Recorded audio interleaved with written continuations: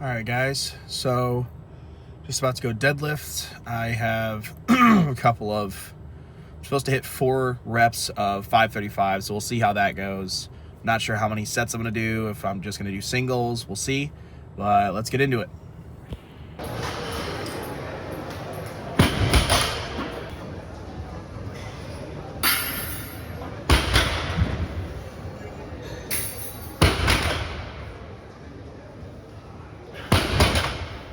Come on, you bitch.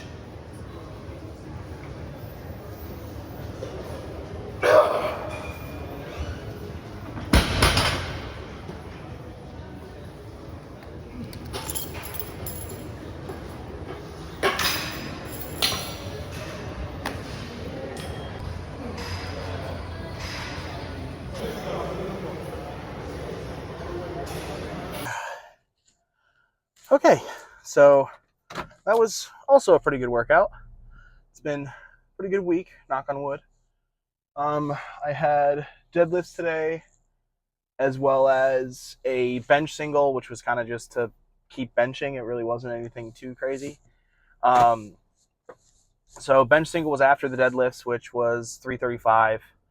And then my deadlifts, it was the weight 535, but then it was 4 total reps.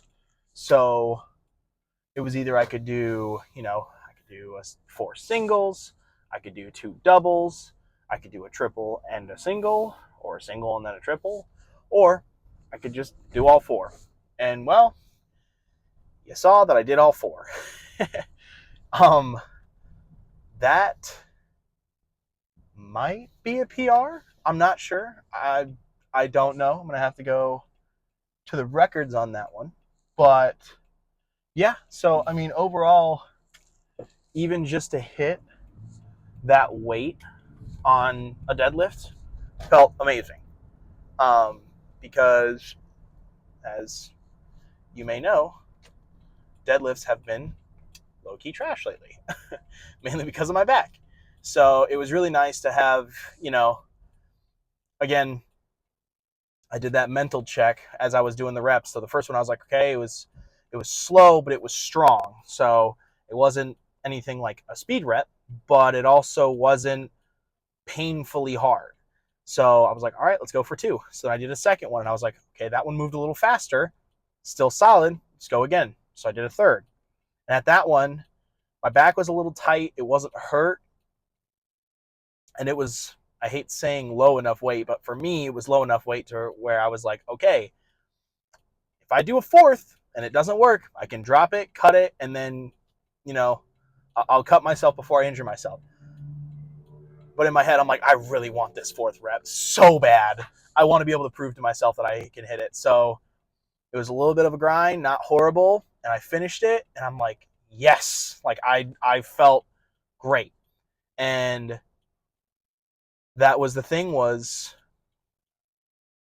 I think that was kind of my lesson from it. So a couple of things. First and foremost, I didn't quit. I didn't quit.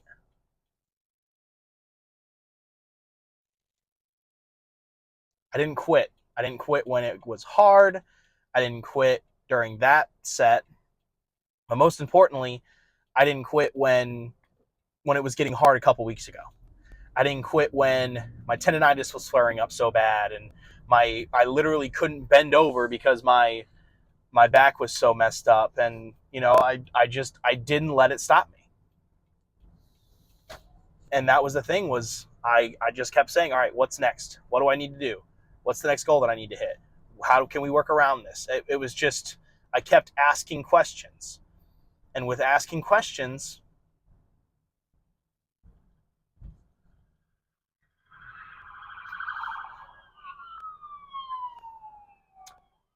okay, so keeping that in, not sure if you saw that, but someone's on a high speed pursuit, I guess. That scared the living daylights out of me. Okay, what was I even saying? I don't know. Let me think about it for a second. Also, you almost hit me. That was the other thing. Um, but the biggest thing that I've had in my head is that, you know, you can face struggles and trials and all this kind of stuff, and you can either let them run your world, let them rock your world, and let them ruin your world, or you can use them as components. Sorry, I'm having to slow down for the other police officer. Um, or you can use them as not only experience, but as a way to prove to yourself that you can do what you need to do and be that person that is going to get through those hard times, that not only gets through them, but thrives in them. I mean, it's really easy when you have a water reserve. It's really hard when you're in a drought. And with that drought, you got to take the right steps. You got to be smart with what the expenditure that you have, because you have slim to none. And then when you get that water back into the reserve and the drought's over for a little bit, you don't overindulge. You pace yourself. You get a feel for it. But you make sure now that you're in reserve and know when that limit line is, so you don't go past that limit line back into a drought. You need to watch where you put your energy. You need to watch where the energy comes back to you. Because if you're overproducing and overputting energy into something that isn't giving you back, and it's all it's doing is just basically asking or acting as a black hole, it's going to suck the life out of you. It's not going to be good for you at all. And that's the thing, is that, you know, I have this meet, so I already have something that I need to do. And, you know, with these lifts, you know, it was sucking the life out of me a little bit, but the thing was, it was for a period. It was for a time slot. It was for a chapter, just for a little segment of this story, because I could withstand that drought. I could withstand the pressure, the torment. And that's what it comes down to, is how much pain are you willing to go through? Because the pain is the temporary part. The pain is temporary. Because here's the thing. In the moment, like when I'm in pain in my tendonitis, and I'm like, I don't want to say keeled over, but it's like I can't lift my arms because they're shaking so bad. But then I do my trick to kind of reset my blood flow, so that way it'll kind of spark that up, so I can, you know, use them one more time. The thing is that I can only do that for a little bit, and I can take the pain. Because here's the thing, now I can't even think of the pain.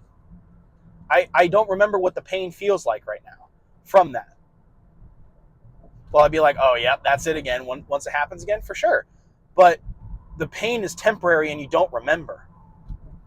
But you know it's not temporary? Being able to say, I worked through and I hit what I wanted to hit. I hit what I needed to hit. I did what I needed to do. I did my job. That's what I can tell myself. I can go home tonight and say, I went into the gym and I did what I needed to do. I got through it. I gutted through the tightness in my back and the pain in my arms and the shakiness that I had afterwards, and just taking it over and over and over to get past it. I took it and I was able to get through it, and now I'm at peace with it and I'm happy.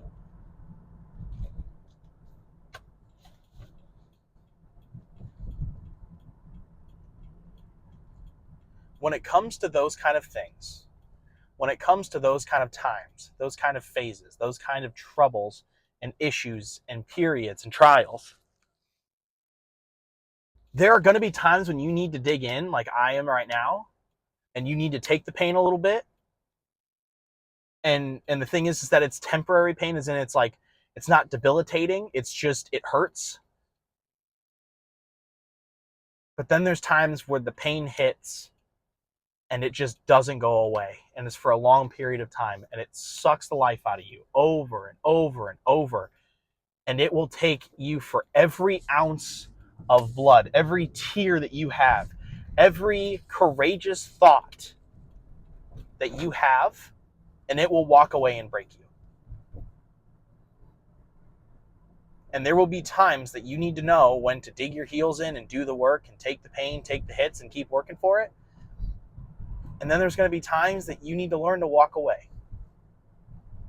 There's going to be times that you need to learn that sometimes it's not supposed to be. Sometimes this isn't the forever, no matter if that's a job or a hobby or a relationship or a friendship.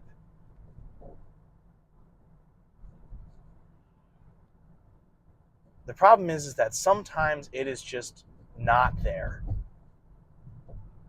And that's okay. It's okay to have that. It's okay to have those periods where you're just unsure. You are unknowing of the issue, of the situation, of what the next step is, because you know what? It's okay to not know.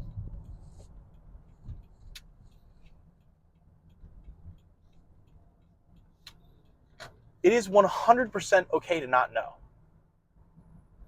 And that's when you just get to a point where you're like, all right, whatever happens, happens. I accept my fate, if you will. And just go with it. It's okay.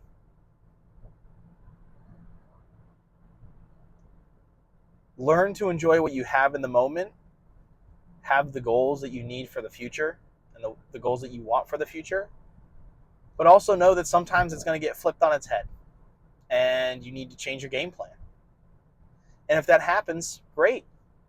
But the best thing that you can do in those situations is take it one step at a time. Breathe through it.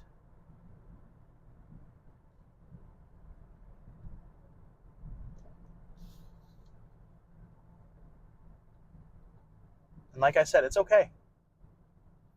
It's okay if you need to take a break. It's okay if you need to take a breath, because that's what happens. I mean, hell, today I had to take a breath. I was benching and that pain hit and I was like, gosh, and I just needed to step away for a second and just feel it out and just give myself a minute. And I was like, all right, I had to go back to my trick, do what I needed to do. I was like, all right, we need to finish this out, and then you know what? You get to go home. Finish this out, do your accessories work that you need to do, and then you get to go home. That's exactly what I did. So heading home now, and I get to say that I was triumphant over today. But no, I will say that is, you can learn something new every day based off of everyday circumstances. Because life is a pattern. It is 100% a pattern. And it's dependent on if you're willing to keep a good pattern or if you're wanting to break a bad pattern.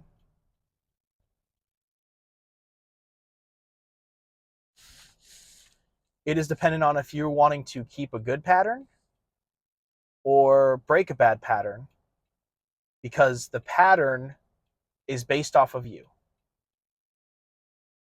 And you will realize that you have a pattern.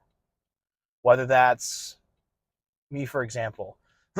Usually my pattern for a weekly basis is work, then I go to the gym, and then I go home and I make dinner, possibly play and talk to some buddies. I play some video games and talk with my buddies on that. And then I go to bed. I wake up in the morning and I do it again. And you know what? That's a pattern. But the thing is that it's not a pattern that's killing me. It's a work. I go to work and then I go make my body healthier and stronger. And I get food. That way my body is healthy and strong. And then I do something that I want to do at the end. And because of that, it's a good pattern. And the thing is this, it goes differently for different people, because this could be a pattern of thought, or it could be a pattern of your mentality. Like it can change. So like a good pattern of thought is you're always, I don't want to say you're always looking for the positives, because you do need to weigh out the negatives of certain things. Otherwise, you're just blindly proceeding, and that's not good. That's not good, because, you know, if you're gambling and all you think of is, oh, I could win $100, and you're like, well, no, you could lose $100. It's, you need to weigh out. But for the most part, staying positive is a good thing. Not only that, but staying positive and building yourself and focusing on yourself to make yourself the best person that you can is a good pattern. What's not a good pattern is always bringing yourself down, not motivating yourself, letting yourself sulk, letting yourself just keep feeling something that's bad over and over and over and letting it just suffocate you. That's when you get into trouble. That's when there are issues. That's when the issues will arise for you, because it's a pattern in your head. It's a pattern that you've scratched into that record that's playing on repeat, when what you really should be doing is trying to rework the pattern, rewire your brain. Because your mentality is the main thing that runs your life. If you have a mentality that's, oh, I suck, oh, I'm weak, oh, I'm this, oh, I'm that, and it's just bad, bad, bad, your brain not only listens to what you're thinking it, and you then believe yourself, and your actions reflect what you think of yourself. So if you think I'm weak, you're never going to go to the gym and go work out. If you think that you're a loser, you're never going to hang out with friends.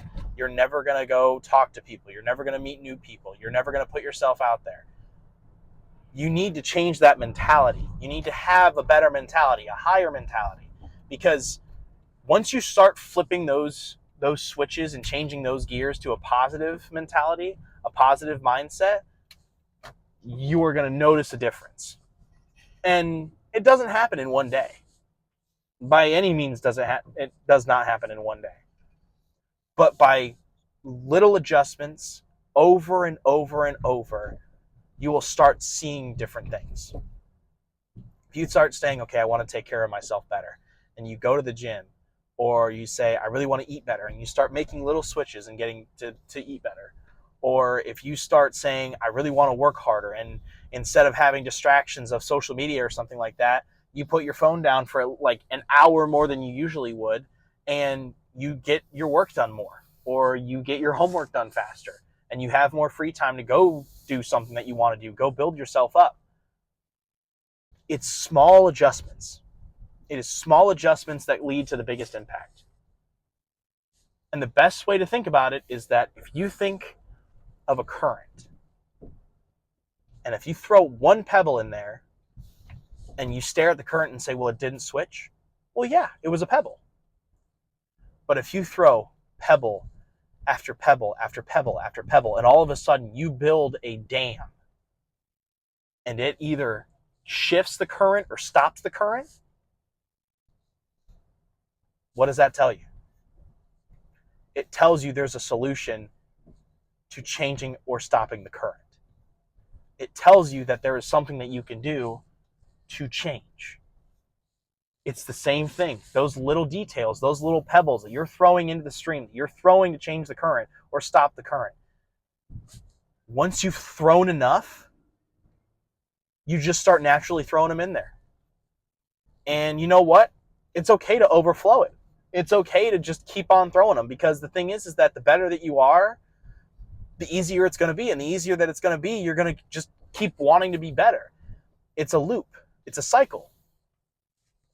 And all I can recommend for just anybody and everybody that is listening to this or seeing this is that you learn to trust the process.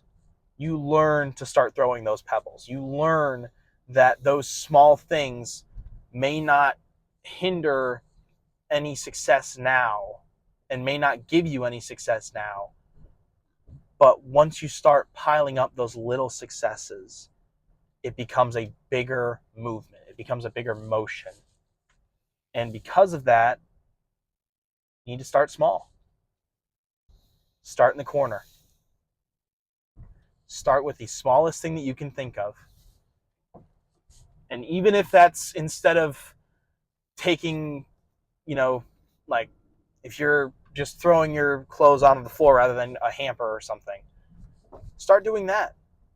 And then you're like, wow, my room looks a lot more clean. You're like, well, what if I clean the rest of my room? And if you start cleaning the rest of your room, you're going to be like, wow, I feel like I live in a cleaner space. And then your mind feels more clean. And then you start opening up and you start thinking and you start getting creative. It starts with something small. And all I can recommend to you guys is that start small and make a small adjustment and continue those small adjustments until you have a great impact. That's my lesson for today is you can always change the current with enough pebbles. But I will talk to you guys later, and I will see you guys later this week. Peace.